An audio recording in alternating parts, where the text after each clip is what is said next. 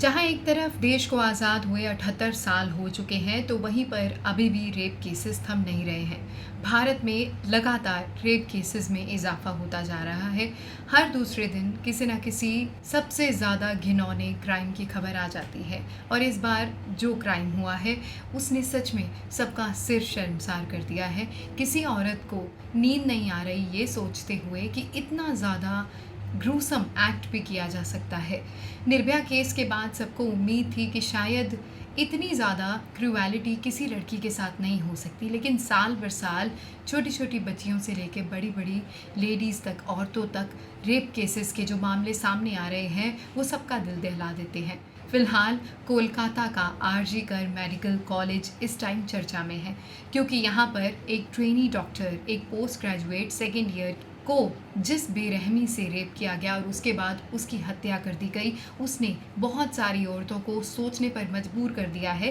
कि अगर ये इस डॉक्टर के साथ हो सकता है जिसे सेल्फलेस प्रोफेशन कहा जाता है, और वो डॉक्टर जो 36 घंटे की ड्यूटी करके सिर्फ कुछ घंटों की नींद लेने गई थी और उसी नींद में उसे हमेशा के लिए ऐसे कातिलों ने सुला दिया जिससे वो कभी नहीं जाग पाएगी। और इस तरह की घटना ने हर औरत को सोचने पर मजबूर कर दिया है कि क्या वो कभी सेफ रह पाएंगी, और आज अगर हम सड़कों पर नहीं उतरे तो फिर कौन हमारे लिए खड़ा होगा। तो हमें खुद उतरना पड़ेगा सड़कों पर। तो इसीलिए आज निर्भया केस की तरह ही अब हर कोई कैंडल मार्च या किसी न किसी तरह से अपना प्रोटेस्ट सरकार को, प्रशासन को, सबको दिखाने की कोशिश कर रहा है कि हमारी रक्षा आखिर करेगा कौन करेगा, जिससे हम उम्मीद करते हैं एक डॉक्टर, एक सेल्फलेस सेवा। डॉक्टर एक ऐसी सेल्फलेस सर्विस है जिसमें कुछ ऐसे केसेस भी आते हैं कि डॉक्टरों को लोग मार के चले जाते हैं या डॉक्टरों को पीट के चले जाते हैं, या अब तो डॉक्टर, सोई हुई डॉक्टर के साथ इस तरह का इतना घिनौना एक्ट किया गया है जिससे हर औरत इस टाइम बहुत ज़्यादा दर्द में है ये सोच के कि कितना उस औरत को, उस लेडी को दर्द सहना पड़ा होगा। फ़िलहाल पूरा सिलसिलेवार इस घटना के बारे में बात करेंगे कि कैसे ये सारा मामला हुआ है। तो 36 घंटों की ड्यूटी उस लेडी ने की है, उस डॉक्टर ने की है। 36 घंटों की ड्यूटी के बाद आधी रात को अपने कलीग्स के साथ उसने डिनर किया है 2 या 3 बजे, और उसके बाद वो रेस्ट करने के लिए चली गई, जबकि उस हॉस्पिटल में रेस्ट के लिए कोई ऐसा ऑथोराइज्ड रूम भी नहीं था कि आप जाकर वहाँ पर लेडीज़ की सिक्योरिटी के हिसाब से आप रेस्ट कर सके। और ऐसे में उस लड़की ने चुना एक सेमिनार हॉल जहाँ पर वो जाकर थोड़ी देर के लिए नैप ले सके, और उसे क्या पता था कि इस तरह की वारदात उसके साथ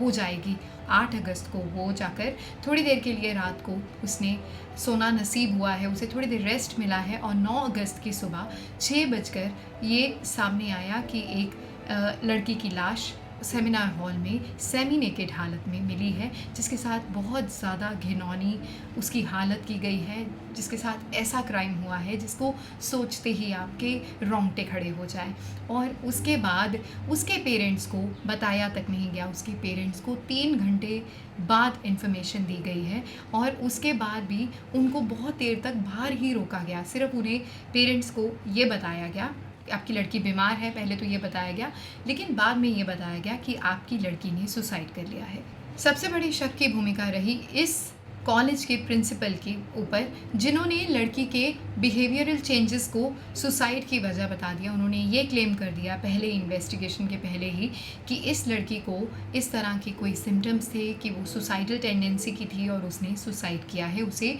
ब्रेन रिलेटेड इश्यूज़ थे। तो इस तरह की ये घटना, जिस हॉस्पिटल में आप काम कर रहे हो, ये बहुत ज़्यादा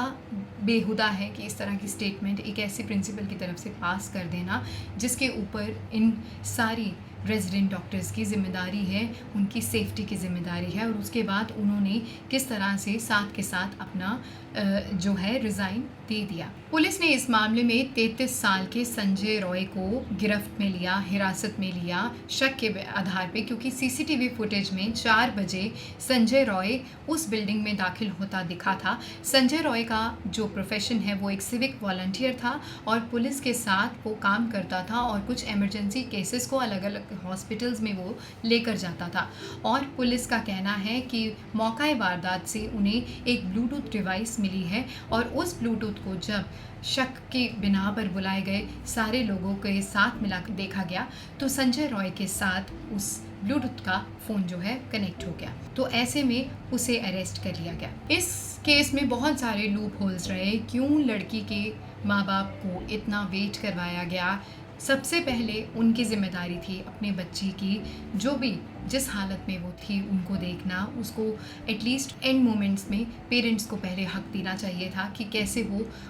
किस हालत में उनकी बच्ची है वो देख पाए, लेकिन उन्हें बहुत देर वेट करवाया गया। क्यों करवाया गया इसका जवाब किसी के पास नहीं है। जिस तरह से उस लड़की की हालत थी उसको देखते हुए भी क्यों इसे सुसाइड का नाम दिया गया, ये सारी चीज़ें सवालों के घेरे में है। हालांकि काफ़ी घंटे बाद जब ऑटोप्सी हुई उस रेजिडेंट डॉक्टर की तो सामने आया कि ये सुसाइड नहीं है, क्योंकि उसके साथ जिस तरह की बर्बरता हुई, जिस तरह से उसकी बहुत सारी ब्रोकन बोन्स थी और जिस तरह से उसका पेल्विक गर्डल जो है वो पूरा टूटा हुआ था, उसकी पूरी तरीके से टांगों को 90 डिग्री तक खोल दिया गया था, यानी उसकी पेल्विक बोन्स को भी तोड़ दिया गया था। और जो चश्मा वो पहने हुए थी वो चश्मे की शीशे कांच के टुकड़े भी उसकी आंखों में जा चुके थे और वो आईज से भी ब्लीड कर रही थी और बहुत जगह से माउथ से उसे दीवार से इस तरह से सटाया गया कि उसके लिप्स पे बहुत ज़्यादा ब्रूचुअल जो थे वो दाग थे, जख्म थे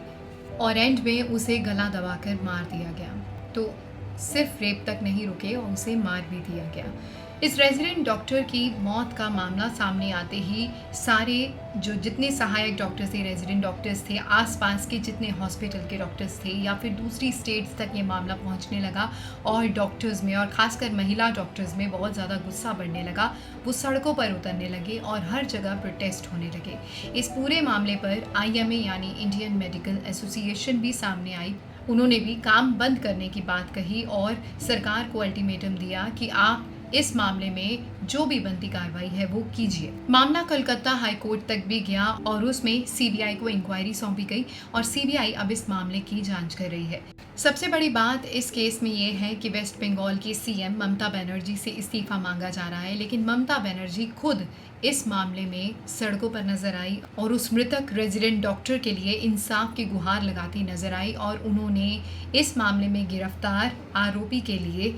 फांसी की सजा की भी मांग की। इंडिया में हर रोज़ बहुत सारे रेप केसेस होते हैं। इंडिया में रेप केसेस 4th ऐसा क्राइम है विमेन के लिए जो बहुत ज़्यादा तादाद में होता है और यहाँ पर 2022 के NCRB के इशूड डाटा के अकॉर्डिंग 86 रेप्स पर डे के हिसाब से होते थे, जिसमें महिलाएं, छोटी बच्चियाँ, हर कोई शामिल था, बड़ी एज की औरतें, सब कोई शामिल था। और उसमें कोरोना के टाइम पे थोड़ी सी गिरावट आई थी, लेकिन रेप केसेस के ऊपर बहुत ज़्यादा सख्त सज़ा का प्रावधान ना होने के चलते रेप्स के मामलों में कोई भी गिरावट इंडिया में ज़्यादा नहीं आ रही है। और ऐसे बहुत सारे रेप केसेस हैं जिसमें इंसाफ की मांग करते करते, जिसमें फांसी की सज़ा आरोपियों के लिए मांगी गई थी, वो इंतज़ार करते करते अभी तक मामले लंबित पड़े हैं। कोई बहुत ज़्यादा इंसाफ इन मामलों में नहीं हो पाया है। फ़िलहाल इस घड़ी में कोलकाता के केस में कैसे इंसाफ होगा ये देखने वाली बात होगी। नेशनल और इंटरनेशनल प्लेटफॉर्म्स पे कई बार ऐसी स्टडीज़ हो चुकी हैं जिसमें रेपिस्ट के माइंड में ऐसा क्या चलता है कि उसे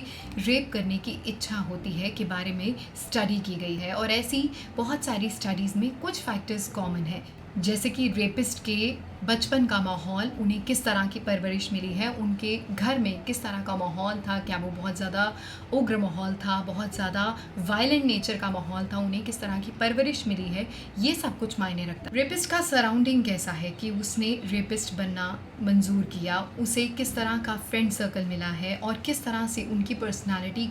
इस तरह की टॉक्सिक हो चुकी है, इस तरह का सराउंडिंग उनका है कि उन्हें अपनी मैस्कुलिनिटी शो करनी पड़ती है, उन्हें बताना पड़ता है कि वो मर्द है और वो मर्द दिखाने के लिए इस तरह के क्राइम्स करते हैं। स्टडी ये भी शो करती है कि ऐसे लोग जो इस तरह की प्रवृत्ति के होते हैं वो औरत को औरत की नज़र से नहीं देखते, एक अपॉर्चुनिटी की नज़र से देखते हैं और जहाँ भी एक अकेली महिला उन्हें दिखे वो उस अकेली महिला को धर दबोचने के बारे में सोचते हैं। ये हर स्टडी का एक इम्पॉर्टेंट पॉइंट है। फिलहाल अब ये केस CBI के पास है और CBI इस मामले में अभी तक RG कर हॉस्पिटल के जो प्रिंसिपल रहे हैं उनसे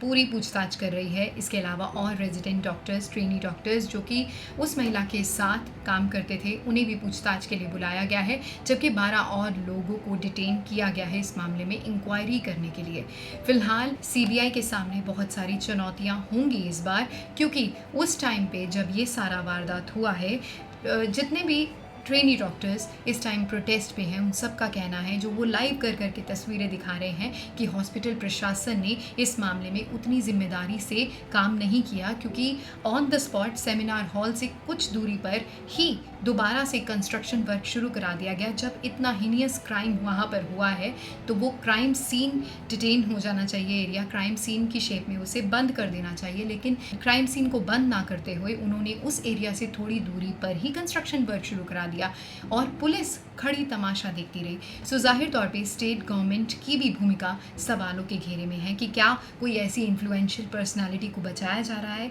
जिसे सरकार या प्रशासन या पुलिस या हॉस्पिटल प्रशासन नहीं चाहता कि वो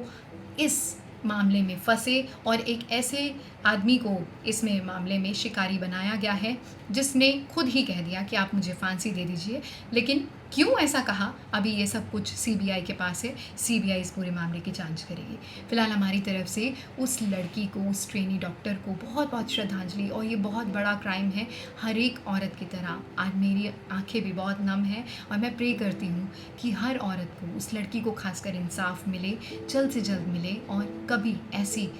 कोई घटना किसी औरत के साथ ना हो। यही दुआ करेंगे कि भारत एक सेफ़ प्लेस बने और दुनिया का हर कोना औरतों के लिए एक सेफ़ प्लेस बने। Thank you so much for watching.